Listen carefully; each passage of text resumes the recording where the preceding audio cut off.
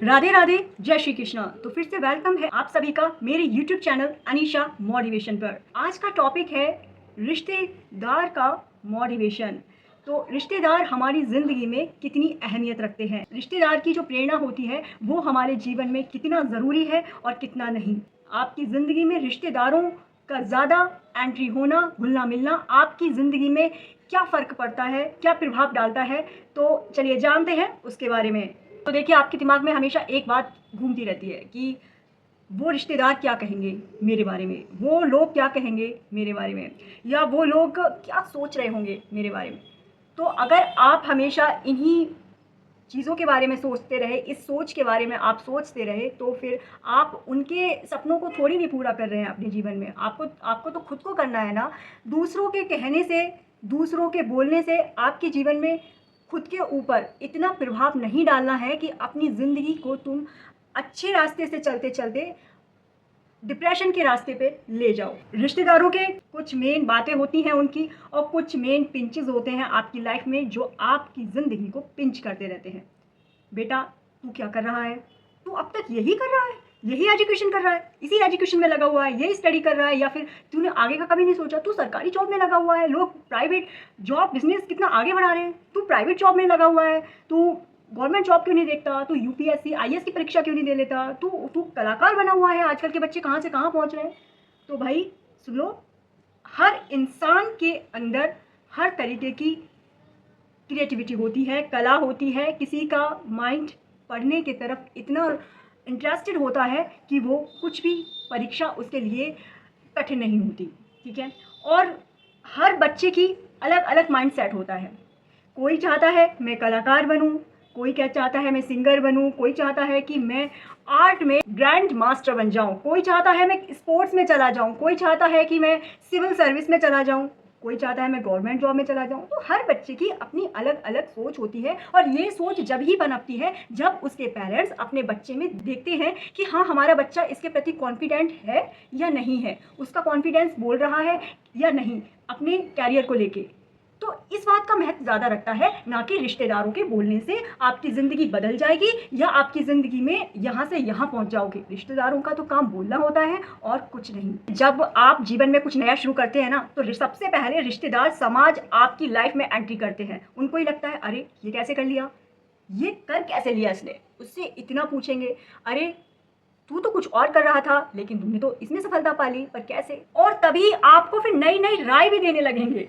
आपको कभी कोई कुछ बताएगा, कभी कोई कुछ बताएगा। तो क्या उन लोगों ने, उन रिश्तेदारों ने या बाहर वाले लोगों ने आपकी ज़िंदगी को जिया है? आप किस तरह से कहाँ कैसे पहुँच रहे हैं, किस चीज़ में आप लगन से लगे हुए हैं, तो उन्होंने कभी सोचा है? नहीं। वो आपकी ज़िंदगी के बारे में कभी कुछ नहीं जान पाएंगे। तो फिर आपको उन लोगों के बारे में क्यों सोचना इतना कि वो लोग क्या कहेंगे आपके बारे में? आपको तो अपना अच्छा पता है ना कि आपको जीवन में क्या करना है, अगर आप समझदार हो तो।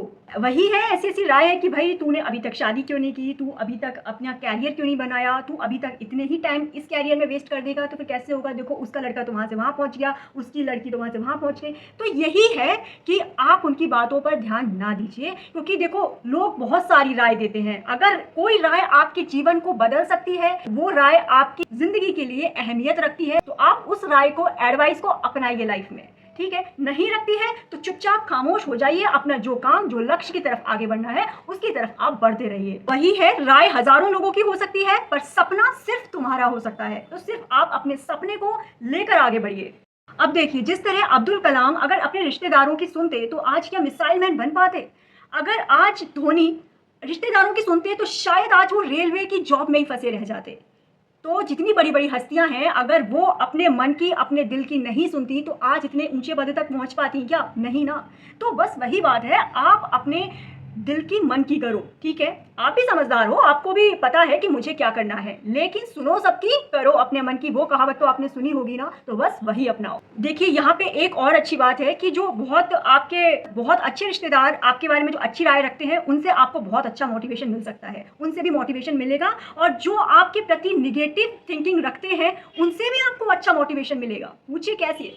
तो जानिए कैसे। क्योंकि जो आपको, आपके प्रति अच्छी राय रखते हैं, वो चाहते हैं बेटा तुम्हारे लिए अच्छा हो, तुम्हारी ज़िंदगी में अच्छा हो, आगे बढ़ो, खूब नाम कमाओ। तो भी तुमको ब्लेसिंग लगेंगी। और जो नेगेटिव थिंकिंग वाले हैं कि अरे भाई तुम यहीं तक रह गए, तुमने सोचा नहीं, तुम ये कर रहे हो, तुमने अपनी ज़िंदगी के बारे में सोचा ही नहीं सोचा है। अरे अरे ये तो तुम्हारा बेटा ऐसा निकला, कि अरे तुम्हारी लड़की तो ऐसी निकली। तो ये जो छोटी छोटी थिंकिंग होती है ना, ये पॉइंट उस बच्चे के हार्ट में ना, उस बच्चे के दिल में कहीं ना कहीं चुभ जाती हैं, और वही उनके पेरेंट्स को भी ऐसे लगता है। तो पेरेंट्स भी फिर वो ताने मारते हैं, और फिर तो कहीं ना कहीं बच्चा अगर समझदार होगा, अगर उसने अपने आप को मजबूत कर लिया होगा, तो वो अपने आप को अच्छी दिशा में बढ़ाएगा और ग्रो करेगा।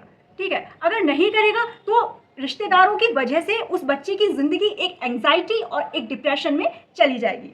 तो इसलिए आप उनके बातों से, उनके किसी भी कटाक्ष शब्दों से बचना बहुत ज़रूरी है। देखिए, एक किस्सा सुनाती हूँ कि एक लड़का था, उसको फोटोग्राफी का बहुत शौक था, वो फोटोग्राफी करता रहता था। तो जब रिश्तेदारों को पता पड़ा या फिर आसपास के लोगों को पता पड़ा कि भाई अरे उनका लड़का तो फालतू में बस ऐसी फोटोग्राफी, फोटो शूट करवा लो, ये करवा लो, वो करा लो, इधर उधर बस यही करता है, ठीक है। उसके रिश्तेदारों ने उसके पेरेंट्स से बोला कि भाई अपने बच्चे को किसी पढ़ाई वगैरह, किसी एजुकेशन में, किसी जॉब वॉब में अच्छे में डालो, क्या फोटोग्राफी वगैरह ये करवा रहे हो। तो पेरेंट्स ने देख रहे हैं अभी, पेरेंट्स ने बोला। तो अकेले में पेरेंट्स ने पूछा कि बेटा तुम्हारे जीवन का भविष्य है क्या। तो बेटा बोला मेरा शौक और मेरी जॉब और मेरा कैरियर मैं इसी में बनाना चाहता हूँ, फोटोग्राफी में। तो उसको इतना खुद पे कॉन्फिडेंस था कि हाँ मैं इसमें भविष्य बना सकता हूँ, इसमें आगे बढ़ सकता हूँ। तो अब रिश्तेदारों ने उसके पेरेंट्स से कह दिया, पेरेंट्स को कहीं ना कहीं बैठ गई कि अरे हमारे बच्चे का भविष्य नहीं बना तो हमारे बच्चे का भविष्य खराब हो जाएगा अगर उसके कैरियर नहीं बना तो वही चीज़ है कि पेरेंट्स को भी समझना चाहिए, अगर रिश्तेदारों से बस उतनी ही डिस्टेंस बना के रखो जितने वो आपको ज़रूरत है या उनको आपसे ज़रूरत है, ठीक है। वरना देर नहीं लगती है। आजकल तो बच्चे को इतने संभाल के रखना पड़ता है क्योंकि पता नहीं कि उसके दिमाग में चल क्या रहा है, आप नहीं सोच सकते। आजकल का बच्चा है डिप्रेशन में, एंग्जाइटी में, कब क्या चला जाए तो आप नहीं सोच सकते। तो वही चीज़ है कि आप अपने घर को, परिवार को, रिश्तेदारों से मिलिए जुलिए सब कुछ, लेकिन आप इतना ही इंटरफेयर कीजिए लाइफ में जितना आपको ज़रूरत है। हद से ज़्यादा इंटरफेयर फिर आपकी लाइफ में डिस्ट्रैक्शन पैदा कर देता है और डिप्रेशन पैदा कर देता है, फिर माहौल और रिश्ते खराब करने में फिर देर नहीं लगती है। अब आती है बात लड़कियों के ऊपर। भाई लड़कियों का काम है पढ़ ली लिख ली और शादी करनी है, घर बसाना है, बस। लेकिन आजकल के माहौल में लड़के के साथ साथ लड़की का भी एजुकेशन और जॉब करना भी बहुत ज़रूरी है। आजकल के टाइम में एक उसके पति से ही घर नहीं चलता है, दोनों को कमाना आना चाहिए और दोनों की जॉब होना बेहद ज़रूरी है। तो कहते हैं ना कि अरे तूने पढ़ लिया, अब तेरी शादी हो गई, तेरा यही भविष्य है कि बस, नहीं, ऐसा नहीं है। उनके भी फ्यूचर का सवाल है, परेशानी कब आपकी ज़िंदगी में दस्तक दे दे वो आप नहीं जानते। तो इसलिए राय मानिए वही जो आपकी ज़िंदगी के लिए फ़ायदेमंद हो। हर ऐसी वैसी राय मानेंगे तो आपके लिए सही नहीं है। जिनकी नेगेटिव सोच होती है वो आपके जीवन में प्रभाव डाल सकती हैं बातें उनकी, और जिनकी पॉजिटिव सोच है उनकी सोच आपके जीवन में पॉजिटिविटी ला सकती है। तो मेरा कहना यही है कि आप अपने ज़िंदगी को सबसे पहले देखिए कि आपकी ज़िंदगी में बस अच्छा होना चाहिए और सबके साथ अच्छा मिलकर रहना चाहिए, कमी बिल्कुल नहीं निकालनी चाहिए, खुश रहना चाहिए। आप जितनी आप खुद में जितना संतुष्ट रहेंगे ना, वो आपके लिए सबसे ज़्यादा अच्छी बात है। आप जितना खुद में हैप्पीनेस रहेंगे, खुश रहेंगे, वही आपके लिए बहुत ज़िंदगी में अच्छा ग्रो कर सकता है आपको। तो अगर मेरा वीडियो सही लगा हो, मोटिवेट रहा हो, तो मेरे वीडियो को एक लाइक, शेयर, कमेंट, सब्सक्राइब ज़रूर कर दीजिएगा। मेरे चैनल अनीशा मोटिवेशन के साथ बने रहिएगा। मेरा काम है मोटिवेशन देना, चाहे किसी से भी रिलेटेड हो, तो इसमें बुरा मानने की ज़रूरत नहीं है।